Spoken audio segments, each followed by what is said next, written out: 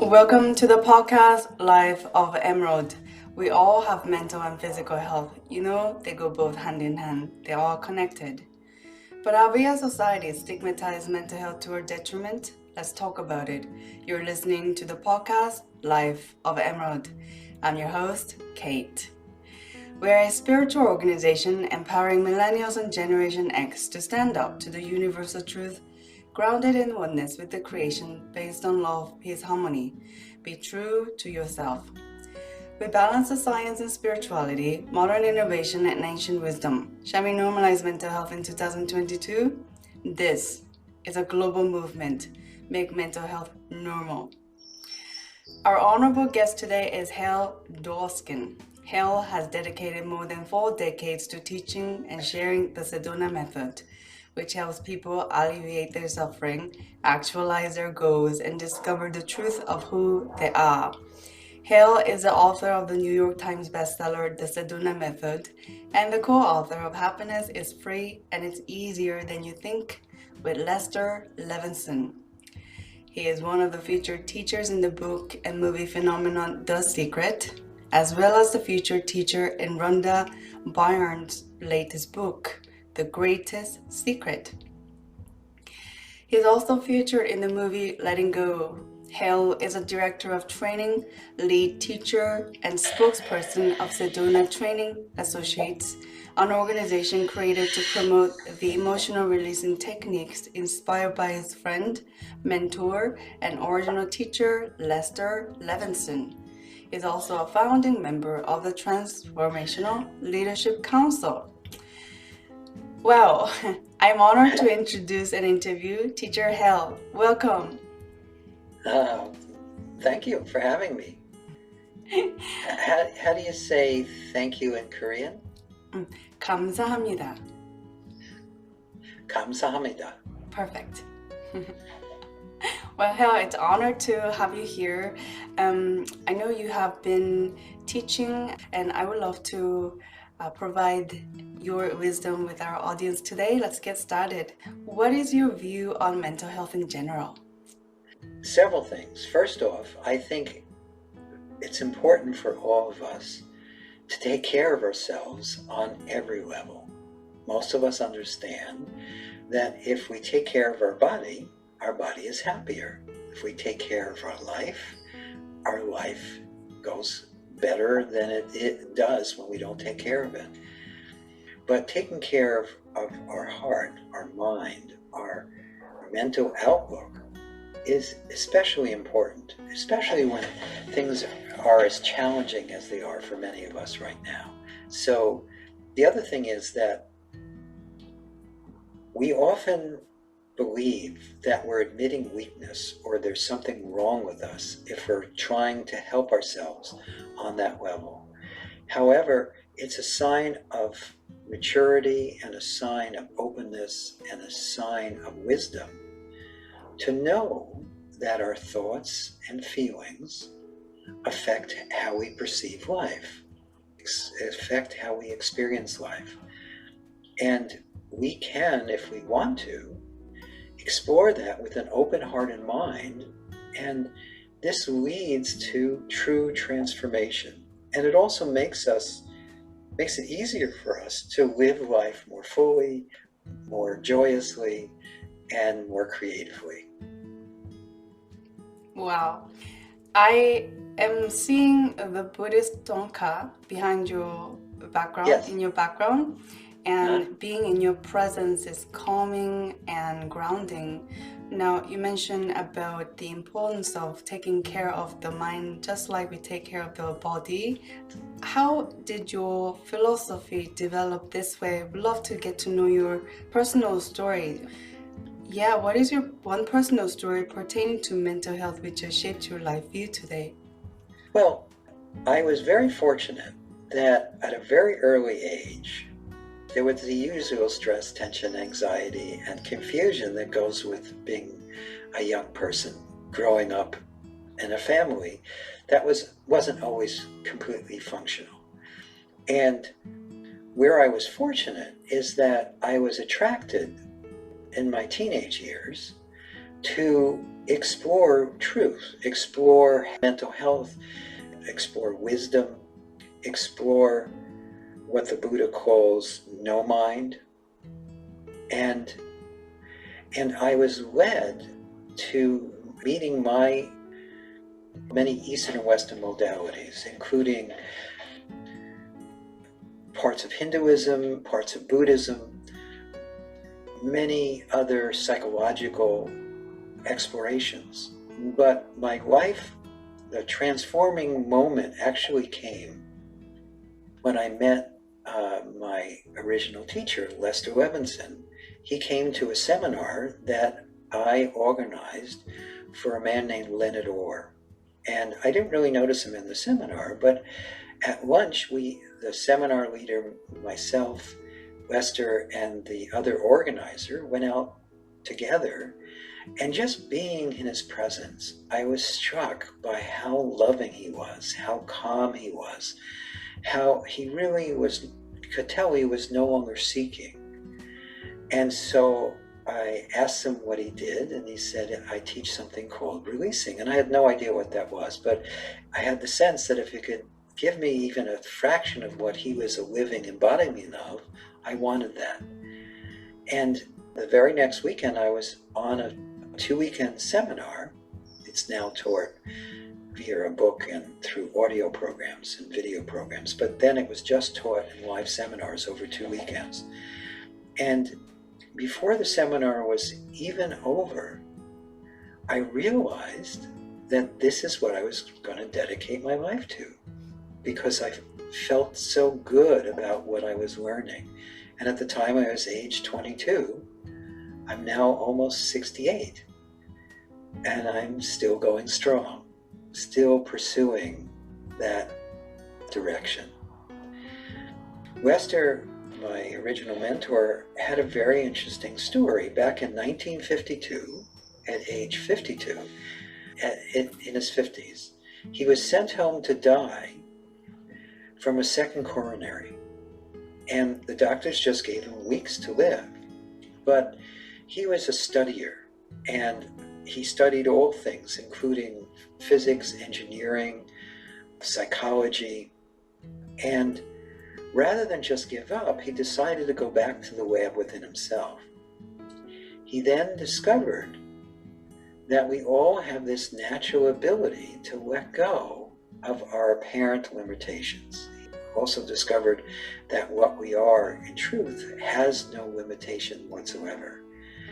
And he used it intensively on himself. After just 3 months, the sense of separation disappeared, and he was left with profound peace for another 42 years after he was told his life was over. And he dedicated the rest of his life to sharing this way of seeing. And when I met him in 1976, it had only been a couple years before it had been concretized into this, what's now called the Sedona Method, or at least the beginnings of it. So before he died in the early 90s, he passed all his copyrights to me and said, you're going to keep this work going, and you're also going to improve upon it. And that's what's happened. It's taught all over the world. In fact, I believe the Sedona Method book is available in Korean. I know it's in many languages all over the world. And so that's kind of the story behind this. We learn through story, and stories preserve tradition is what comes up in my mind. And the Yes. tradition of your teacher, Lester's lesson or insight wisdom has been passed down to you in a book Yes. format. It's called Sedona Method. And it's really funny how we get touched by people even in one moment. And so your journey has been a 26-year-long dedication to this work. And I particularly like the part when you said some of us start from a dysfunctional family, and that's a reality of life. And how we can go beyond the limitation of our parents that set forth us when we decide to. And what you're doing is beautiful in that you're advocating that there is potentiality based on evidences. Cool. Oh, absolutely, yes. I've watched both with myself and with hundreds of thousands of people in all over the world discover that feelings are just feelings. They're not facts, they're not you, and you can let them go.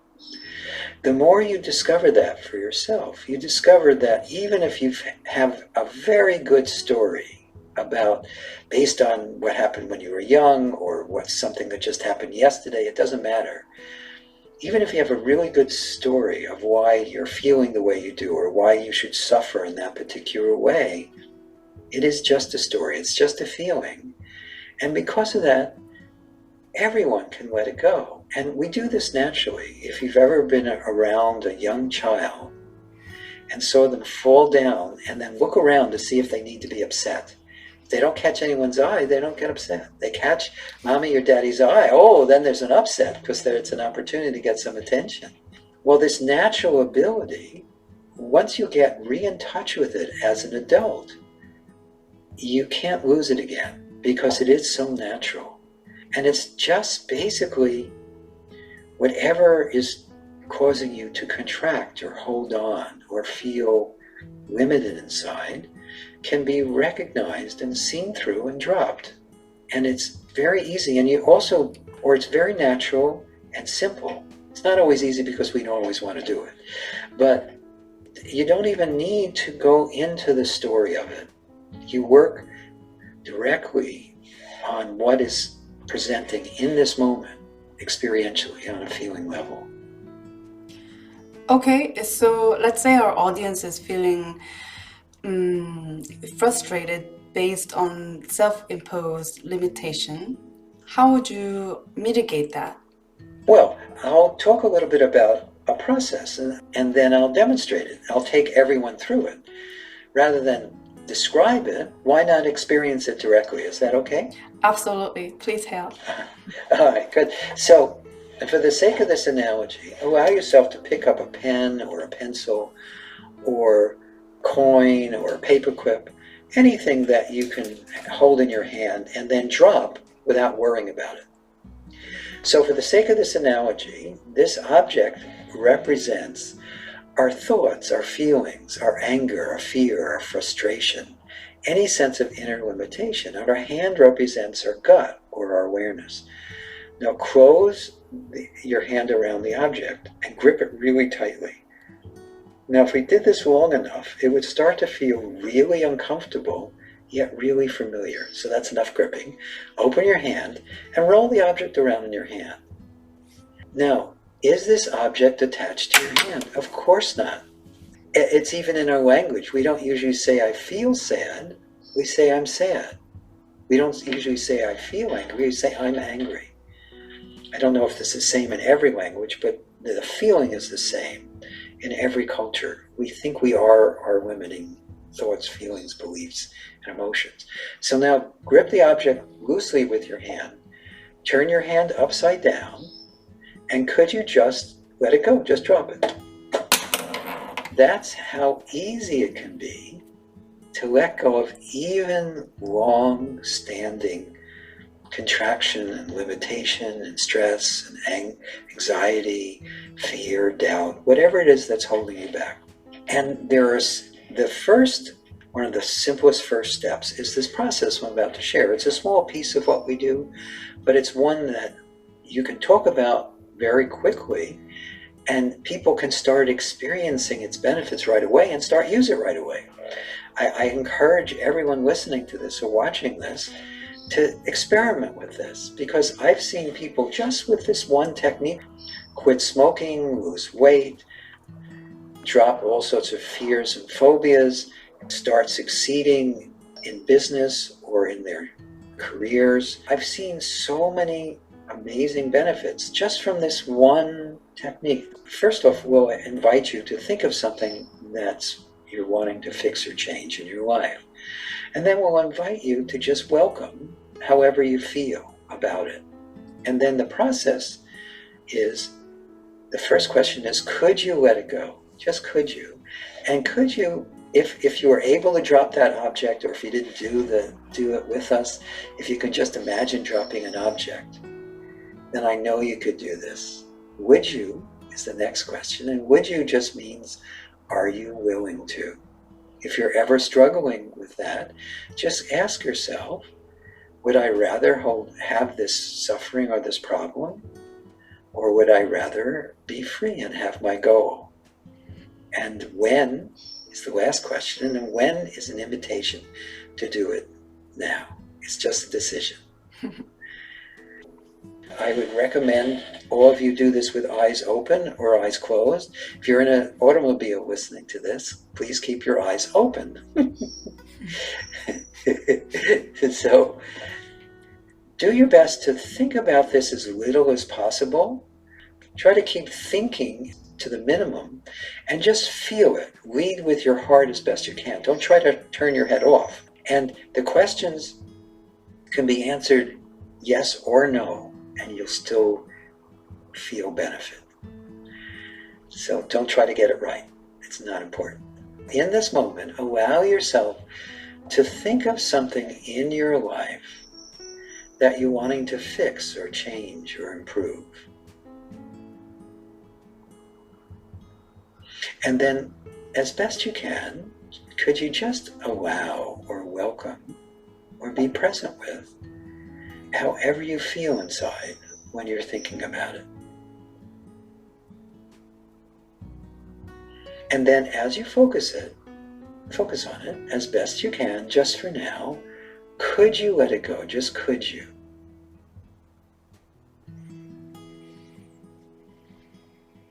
Would you? And when? So that's just one round. Let's do that at least one more time so everyone gets a good sense of that. So allow yourself to focus on that same thing or anything else that seems to be causing any stress. And could you just simply welcome whatever feeling you have inside? Could you just let it be here? And then as best you can, just for now, could you let it go? Just could you?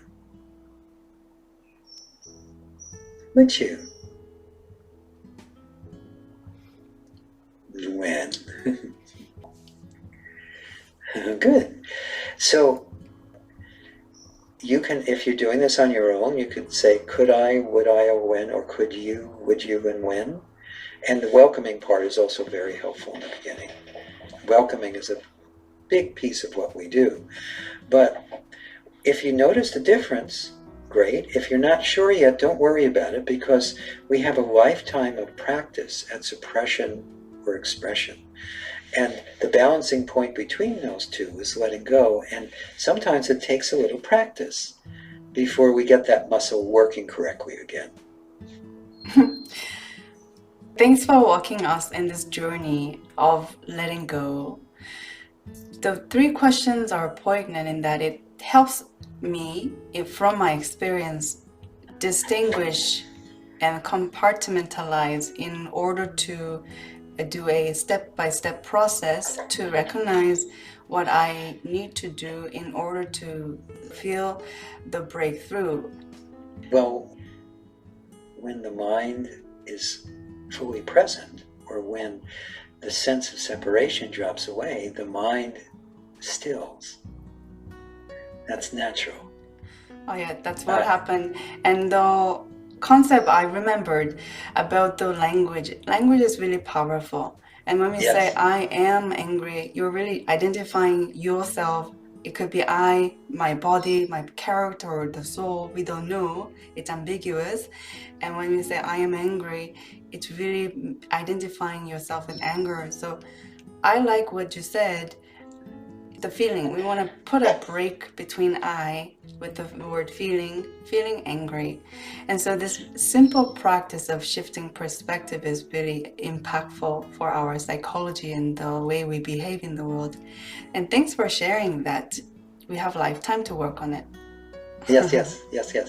And even if you never do anything else with the Sedona Method, or you never check out what we do, just using that one tool will start to transform your life for the better in a very profound way. Well, Hale, what is your 6-word story you'd like our audience to take with today? 6-word story? I don't know if this is a story. Let's see. You are already whole, complete, and perfect. That's already more than 6 words, as you are. Oh, beautiful. How do our audience get in touch with you? You can find us at Sedona.com, like the city in Arizona. That's SEDONA.com. Also, you can find us on YouTube, the Sedona Method channel on YouTube, and also the Sedona Method channel on Facebook. So those are 3 things you can do, and all 3 have quotes and free videos. There are over 200 free videos. And also, I do have a weekly podcast called Letting Go and the Greatest Secret. And I interview teachers both from the East and West, and both self-help teachers and spiritual teachers, helping to bring what they share to the world. I think we just released our 52nd episode, and we have already recorded enough to go for many months. So you can find that wherever you go for your podcasts, you can find it. And that it's also put up on our YouTube channel. And again, it's called Letting Go and the Greatest Secret. Thank you for the amazing work you do in the world for many of us here. Hale, it's been a pleasure getting to know you. Serendipitously found you on the internet, and here we are speaking about ancient wisdom and practices and practical practices. Thank you for that. Oh, thank you for having me. I really enjoyed it. Thanks for joining us today, empowering millennials and Generation X to stand up to what's normal.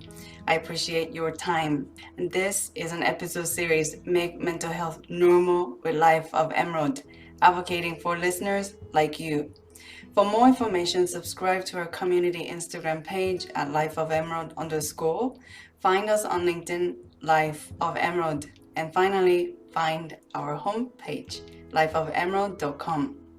Till next time, take care.